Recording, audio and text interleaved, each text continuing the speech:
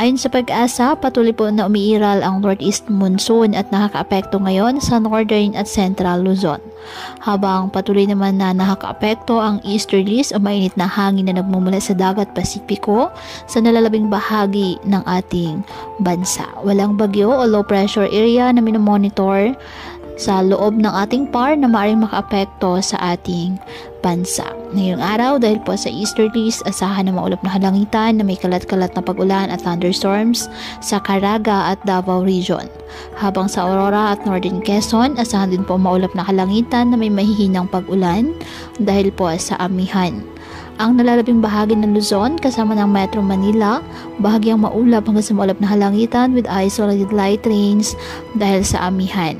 Ang nalalabing bahagi ng ating bansa, apektado po ng easterlies at ng mga localized thunderstorms. Kaya patuloy po natin na pag-iingat pa din ang ating mga kababayan sa pantapan po ng mga pagbaha at pagguho ng lupa at ugalin po na magdala palagi ng payong o kahit anong panangga sa ulan o di kaya na may sa init ng araw kapag lalabas ng ating mga tahanan. At yan po muna ang update sa lagay ng panahon ngayong araw. Muli, patuloy po tayo na mag-ingat at palaging tandaan, God loves you. Stay safe and God bless.